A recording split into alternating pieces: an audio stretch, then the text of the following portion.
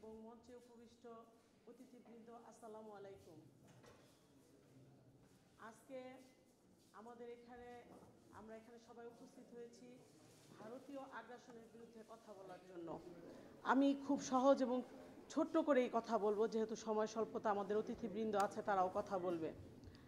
কিছুদিন আগে আমাদের একজন অবৈধ পররাষ্ট্রমন্ত্রী সে বলেছে যে ভারত এবং বাংলাদেশের সম্পর্ক হচ্ছে স্বামী স্ত্রীর সম্পর্ক। এখন আমার কথা হচ্ছে স্বামীকে আর স্ত্রীকে।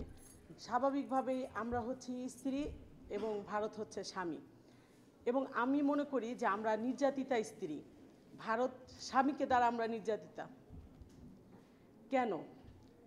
1971 সালে ঢাকঢোল পিটিয়ে আমাদের ভারত বিয়ে করেছে। এরপরে থেকে আমাদের দেশে থেকে উপঢৌকন নিয়েই চলেছে এবং এখনও অব্যাহত আছে। বাঙালি জাতির গর্বের পদ্মার ইলিশ পর্যন্ত বাঙালিরা খেতে পায় না, আমাদের স্বামীর বাড়ির লোকেরা ফ্রি খায়। আমরা কিন্তু পদ্মার ইলিশ চোখেও দেখি না, কিন্তু তারা উপঢৌকন হিসেবে পদ্মার ইলিশ ফ্রি খায়। টেকনাফ থেকে তেঁতুলিয়া পর্যন্ত যেখানে যাবেন সেখানেই দেখবেন ভারতীয় পণ্যের বিস্তার। এতভাবে বিস্তার লাভ করেছে বাঙালিরা এবং আমাদের বাংলাদেশিরা এই পণ্যের উপরে অভ্যস্ত হয়ে গেছেন। কিন্তু কেন? মাংসের দোকানে গেলে আপনারা বলেন দেশি গরু আছে, মুরগির দোকানে গেলে বলেন দেশি মুরগি আছে, পণ্যের বেলায় কেন বলেন ভাই যে ইন্ডিয়ানটা আছে কিনা? আসলে আমরা এর উপরে অভ্যস্ত হয়ে গেছি, যার কারণে আমাদের উদ্যোক্তারা, আমাদের চাষিরা এবং আমাদের ব্যবসায়ীবৃন্দ সবাই কিন্তু ক্ষতিগ্রস্ত, এবং কোটি কোটি টাকা ভারতে পাচার হয়ে যাচ্ছে। এই জিনিসটা আমাদের সেই টেকনাফ থেকে তেঁতুলিয়া সবাইকে আমাদের সচেতন করতে হবে। এই ভারতীয় পণ্য আমরা বর্জন করব, ভারতীয় পণ্য আমরা ব্যবহার করব না। দেখেন রাজনীতিতেও তারা কিভাবে সক্রিয় ভারতীয়রা, কারণ তারা মনে করে তাদের মনোনীত এবং পাচাটা যদি সরকার থাকে তাহলে তারা আমাদের দেশে অবাধ বিচরণ করতে পারবে, যার কারণে তারা সেটাই করছে। বিগত সরকাররা যেভাবে নির্বাচনগুলো করেছে, আপনার কি মনে হয় আমাদের বাংলাদেশে যে মাথা মোটা মন্ত্রী এমপিগুলো আছে তারা করতে পেরেছে? না, এখানেও ভারতের কারিকুলাম ছিল।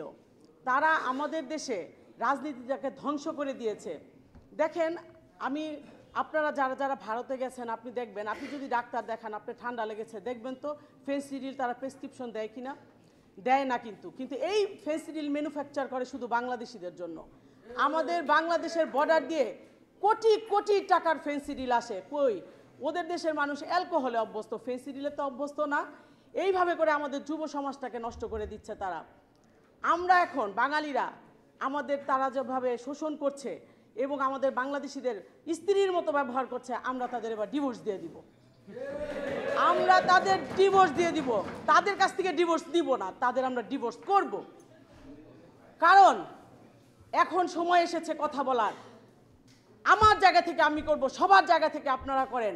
শুধুমাত্র একটা ম্যাচের কাঠি যথেষ্ট। আপনারা যদি মনে করেন ভারতীয় পণ্য, ভারতীয় আগ্রাসন, ভারতীয় সব কিছু আমরা বর্জন করব, একটা ম্যাচের কাঠি যথেষ্ট। লাথি মেরে বাইর করে দেন বাংলাদেশ থেকে এদের, দেখবেন বাংলাদেশ শত্রুমুক্ত হবে ইনশাল্লাহ। ধন্যবাদ সবাইকে। আসসালামু আলাইকুম। ধন্যবাদ অ্যাডভোকেট শেরিন আক্তার সেলিকে। এ পর্যায়ে বক্তব্য রাখার জন্য